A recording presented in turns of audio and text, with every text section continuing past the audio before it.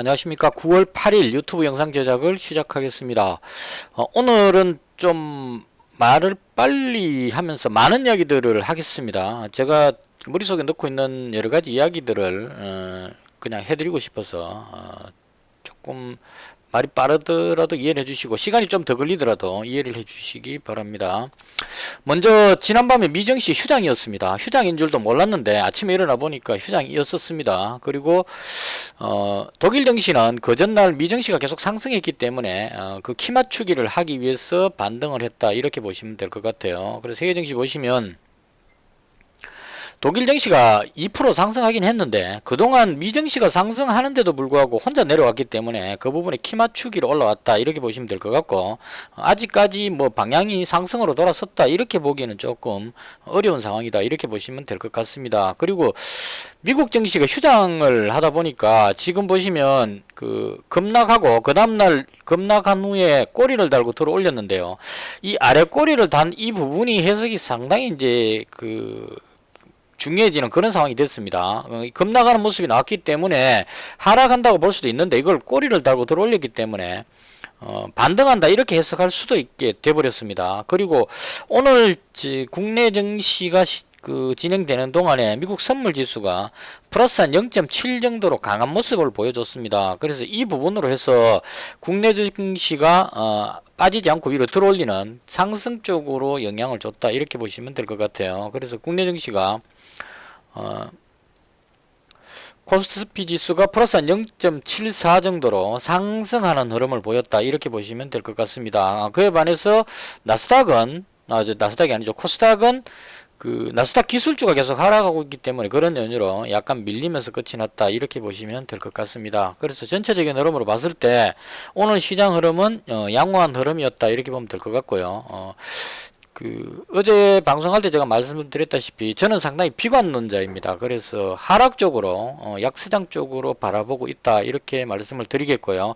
그런 관점으로 저는 하락 쪽에 상승적 배팅이 아닌 하락 쪽 배팅에 중점을 두고 오늘 매매를 했다 이렇게 보시면 될 것 같습니다. 무엇보다도 지수가 이게 어제 제 영상 보시고 나서 하락한다고 제가 주장을 하니까 하락하는 게 맞다면 그럼 숏 포지션일 때 하락할 때 어떤 종목을 매매하는지에 대해서 영상에서 이야기를 해달라 이렇게 이야기하셨는데요. 이게 상당히 어렵습니다. 왜 어려운가 하면 국내 증시 상황으로 봤을 때는 여러가지 악재들로 해서 하락할 걸로 보여지는데 문제는 미국 증시가 견조하게 버티고 있다는 점하고 그리고 무엇보다 중요한 것은 외국인들이 선물 매수 포지션을 갖고 있다는 게 이게 가장 큰 부분이라고 봅니다. 저는 무슨 말씀이냐면 제가 선물 옵션 부분에 투자자 동향 이 부분을 계속 보여드렸는데요.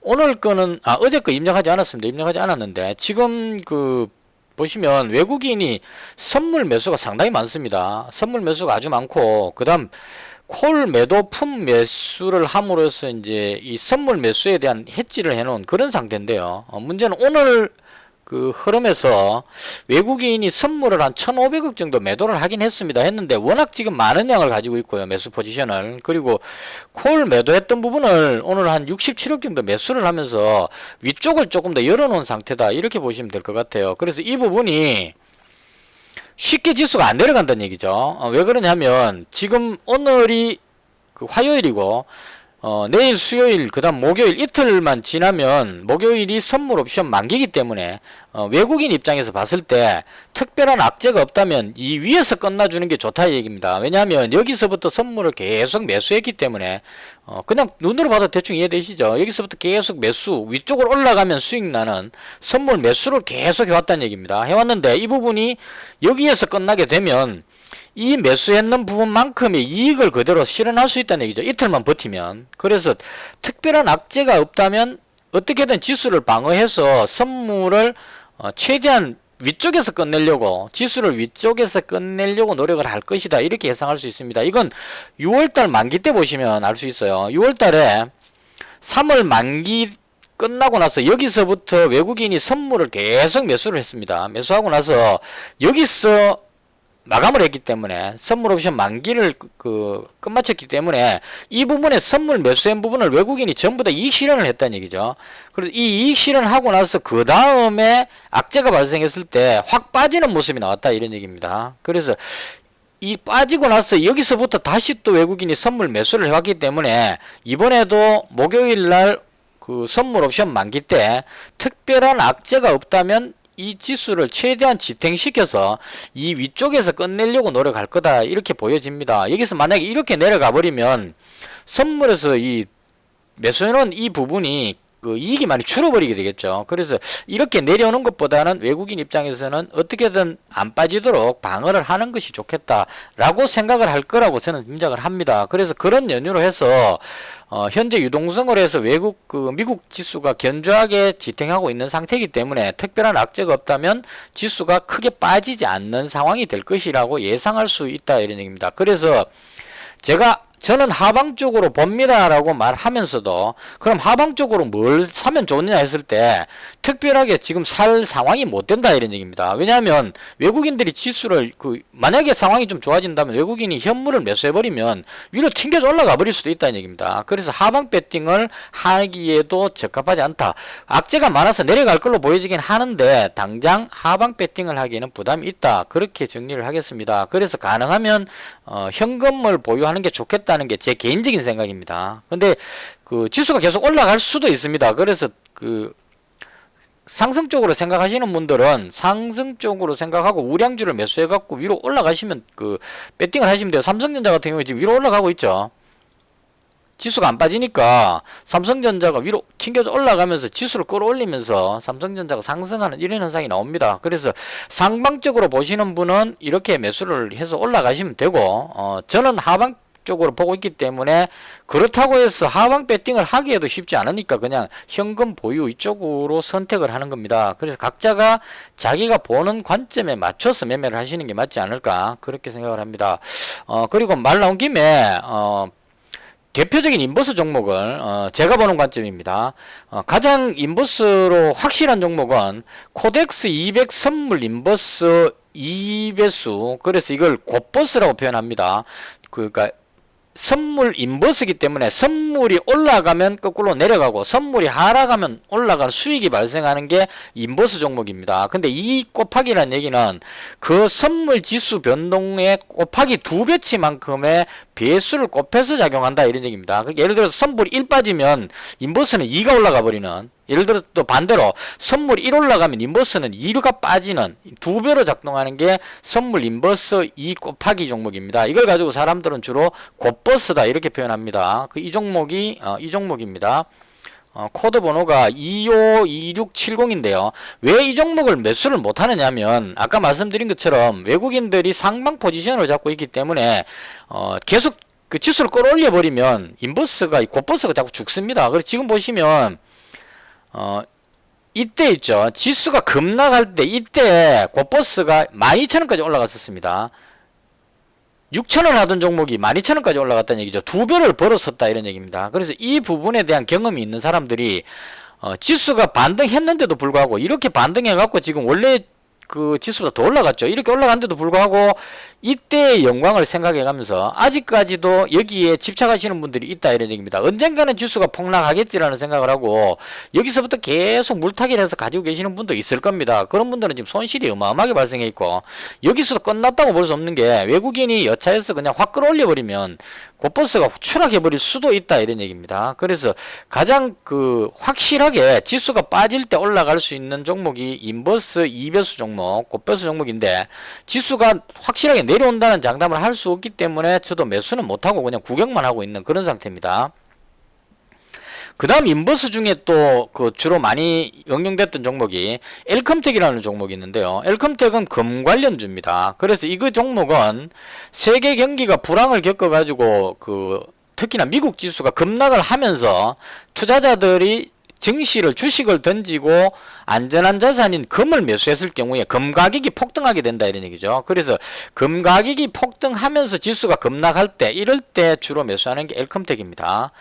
그리고 이건 우리나라의 경우에 해당할 수 있는데요. 북한이 뭐 ICBM을 발사한다거나 해서 그 지정학적 위기 혹은 그 미국하고 중국이 그 동남아에서 어떤 그 전쟁이 발발할 듯한 어떤 위기감 이런 게 느껴질 때 전쟁 관련주인 빅텍하고 스페코가 관심을 갖습니다. 이 빅텍하고 스페코가 올라가면서 지수가 급락하는 이럴 때 인버스로 작동하고요. 그 다음 또 하나 더 있네요. 유니온하고 그 다음 티플렉스 같은 종목 히토류 관련주인데요. 이 종목들은 미국하고 중국하고 무역 갈등이 생겼을 때 히토류가 무기화 될 수 있다. 이런 차원으로 작동할 때 히토류 관련주들이 움직입니다. 이런 종목들이 인버스다. 이렇게 보시면 될 겁니다. 그래서 그 인버스 종목은 그 상황에 따라서 맞춰서 매매를 해야 된다. 이렇게 볼 수 있을 것 같습니다. 그러니까 다시 정리하면 그냥 지수가 급락할 것 같다. 그러면 인버스 종목 사시면은 그 100% 먹겠죠. 지수가 내려갈 거니까. 이렇게 사시면 되고, 북한에서 미사일을 쐈다. 이럴 때는 빅텍이나 스페코, 특히나 빅텍을 매수하면 되겠죠. 그 다음, 미중 간의 무역 갈등이 심해져가지고 상당히 심각한 상황이 됐다. 그럼 유니온이나 티플렉스 이런 쪽으로 들어가면 됩니다. 그리고 또 하나, 최근에 발생하는 건데요. 코로나가 아주 심해져가지고 코로나 위기가 발생한다. 이렇게 됐을 때는 지수가 급락하면서 그때는 코로나 관련주인 시젠 같은 종목 혹은 요즘 같으면 알스포트 같은 이런 종목들이 움직인다 이렇게 보시면 될 것 같습니다. 그래서 개인적으로 봤을 때 코로나가 이게 저는 진정됐다고 보기가 좀 어려운 것이 어제 10시에 발표될 때 확진자 숫자가 119명이었습니다. 그래서 오늘 한 100명 밑으로 떨어질 줄 알았는데 오늘 136명이라고 발표가 나왔어요. 그래서 의외로 확진자가 줄지 않는다. 이 부분이 조금 이제 염려스러웠고요. 그리고 오늘도 지금 현재 시간에 보면 어제보다 줄지 않고 있습니다. 확진자가. 그래서 확진자가 계속 어느 정도 위험 수위 100명 이상 되면 좀 위험하다고 보기 때문에 그런 위치로 와 있기 때문에 개인적으로는 좀 증시가 코로나로 인한 악재로 증시가 좀 불안하다. 저는 그렇게 생각을 합니다. 그래서 그런 연유로 해서 개인적으로 오늘 제가 매매한 것은 제가 매매한 걸 먼저 설명을 드릴게요. 코로나 관련주들로 싹 도배를 했습니다. ECS 원격 관련한 종목이죠. 그 대표적인 원격 관련 종목 알스포트고요. 알스포트하고 링네트하고 ECS인데 알스포트를 한 200만원 정도 매수했고요. 그 다음 ECS 매수했습니다. 그리고 인공호흡기 관련한 파브나인이라는 종목 매수했습니다. 이건 확진자가 계속 늘어나면 응급 환자들 병실이 부족해질 거기 때문에 그럴 때 인공호흡기가 더 필요하다 이런 차원으로 매수했고요. 그 다음 한국알코올하고 MH에탄올은 코로나가 확산되면 관심을 받을 것 같아서 매수를 했고요. 그 다음 제이시언 시스템은 마찬가지로 화상회의 관련한 이런 쪽 종목으로 생각을 해서 매수를 했습니다. 그래서 이렇게 해서 하나 둘 셋 넷 다섯 여섯 종목에서 코로나 관련 종목 쪽으로 풀배팅을 해놓은 상태입니다. 그래서 이렇게 매매를 하고 나서 참고 말씀드리기 전에 오늘 제가 가장 매매했던 하이라이트 부분을 설명을 드려야 될 것 같아요. 어제 장 끝나고 나서 시간의 거래에서 브리지텍이라는 종목을 200만원치를 매수를 했습니다. 이거 정말 실수였는 건데요. 오늘 이것 때문에 애먹었습니다. 브리지텍을 매수한 이유는 보시면 어제 장 끝날 때 종가에 껌씩 뛰어갖고 17%나 떠서 끝나버렸어요. 그래서 이건 건드리면 안 되는 건데 이 껑충 뛴 이유는 뭐냐면 텔레마케팅 하는 업체에서 확진자가 열 몇 명이 나왔다고 나왔어요. 그래서 텔레마케팅 관련한 어떤 그런 종목이 브리지텍입니다. ECS하고 브리지텍 이 두 종목이 관련한 종목인데요. 이게 장 끝날 때 뉴스가 나오니까 사람들이 뉴스를 본 사람들이 막 매수를 해갖고 올라가니까 단타하는 사람들이 또 무슨 특별한 호재가 터졌는 줄 알고 막 매수가 들어오니까 매도가 실증되고 매수가 들어오니까 이게 껑충 뛰어갖고 17%나 상승해서 끝나버렸습니다. 그래서 이렇게 끝나버렸는데 시간의 거래에서 한 5% 정도 빠졌었어요. 그래서 시간의 거래 5% 빠지길래 이거 그냥 5% 빠지는 거 매수해가지고 본전에 팔아먹자 이런 건 얄팍한 생각으로 그냥 여기서 매수했죠. 4,100원 정확히 말하면 4,095원에 시간에 거래해서 200만원치 매수했습니다. 그래서 이게 이제 이 위에서만 시작되면 팔아먹으려고 생각했는데 아침에 시작하면서 이거보다 더 내려와서 시작해버렸어요. 그래서 하루 종일 밀리면서 여기서 한 6만원 정도인가 7만원 정도 손실을 봤습니다. 이게 괜히 건드려가지고. 그래서 브리지텍은 괜히 건드려가지고 얄팍하게 그냥 조금 먹으려고 들어갔다가 그냥 피를 봤습니다. 그래서 이 브리지텍은 손절을 했고요. 그 다음 오늘 제가 매수했는 가장 괜찮았던 종목이 K사인입니다. 제가 계속 노리던 종목이었기 때문에요. 먼저 한국정보인증이라는 종목부터 먼저 들어갔었어요. 이 종목도 괜찮기 때문에 한국정보인증을 7,010원 정도에 들어갔었습니다. 7,010원이니까 대충 가격이 올라가길래 올라갔다가 내려오고 다시 올라가려고 할 때 대충 이 정도에서 매수했던 것 같아요. 매수했었고 그 한국정보인증보다 더 괜찮았던 게 K사인이었습니다. 1370원에 매수했어요. 1370원이니까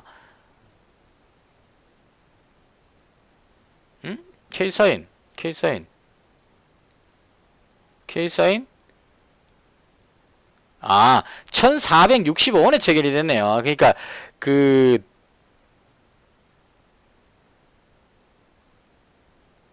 1475원 K사인 매수 1,400 주문량이군요. 죄송합니다. 1465원에 매수했습니다. 1465원이니까 대충 이 정도쯤 되겠네요. 여기서 매수했는데요. 이 운 좋게 위로 쫙 올라가 가지고 이걸 K사인을 1480원부터 해서 분할 매도를 해 가지고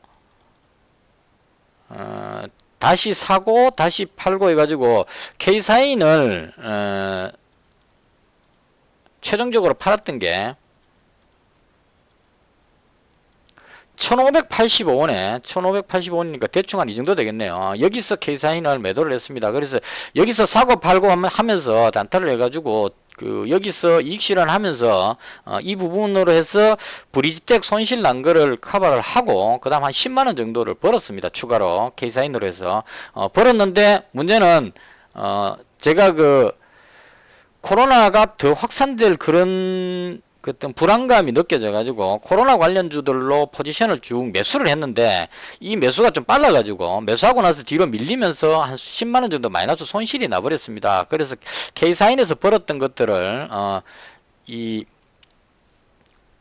코로나 관련주들을 매수하면서 뒤로 조금 한 10만원 정도 손실 남으로 해서 이익이 조금 줄었다 이렇게 보시면 될 것 같아요. 그래서 최종적으로 오늘 매매 끝나고 나서 872만원이 됐고요.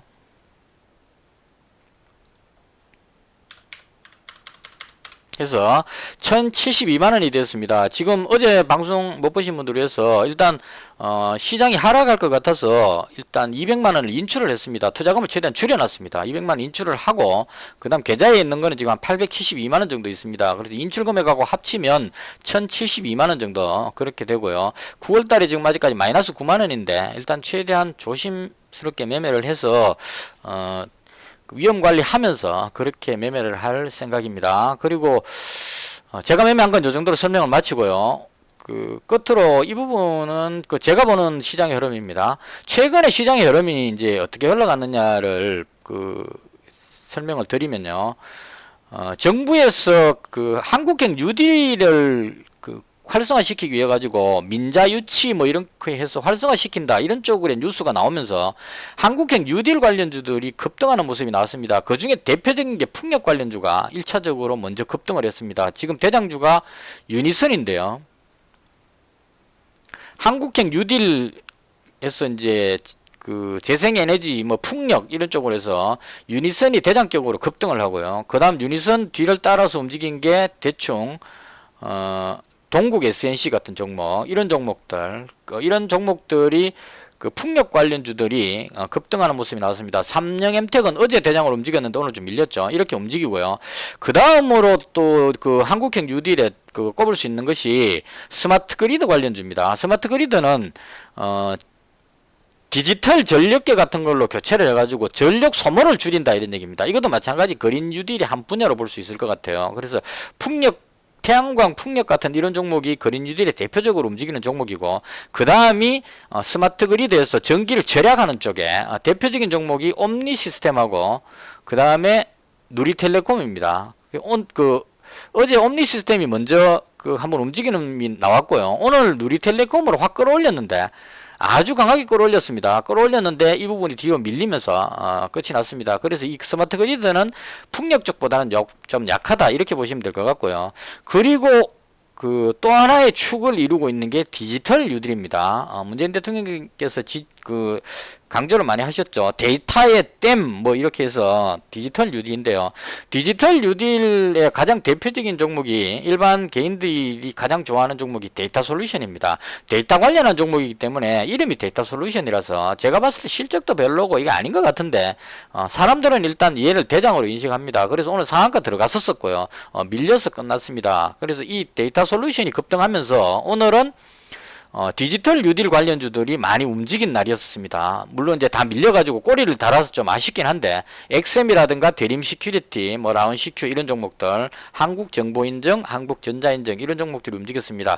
그 종목들이 움직일 때 K사인이 급등을 했고요. 그 K사인 급등을 운 좋게 잡아갖고 오늘 손실을 많이 할 수 있는 그런 날이 됐었습니다. 그래서 K사인도 강하게 올라갔었는데 대장이 뒤로 밀리니까 같이 뒤로 밀리는 그런 현상이 나왔습니다. 그래서 대체적으로 최근의 움직임은 한국형 뉴딜 관련주들이 움직였다고 볼 수 있고요.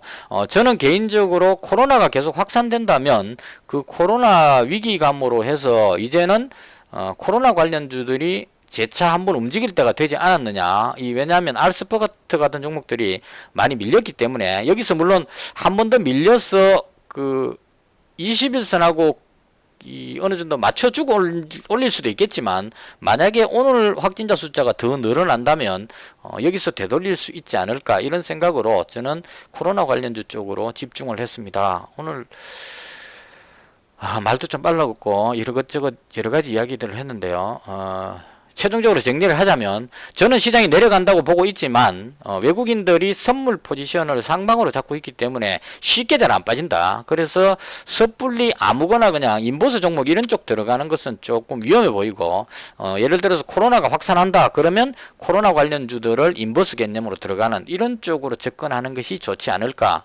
그리고 우량주들이 올라가는 거는 조금 조심해야 되지 않을까 하는 게 제 개인적인 생각입니다. 이건 제가 보는 시황관이고요. 사람마다 보는 관점이 틀리기 때문에 각자의 관점에 맞춰서 상방적으로 보시는 분은 지금 우량주를 매수해갖고 보시면 되고, 하방으로 보시는 분들은 제가 말씀드린 걸 참고하셔가지고 그렇게 매매를 하시면 되지 않을까 이렇게 생각을 합니다.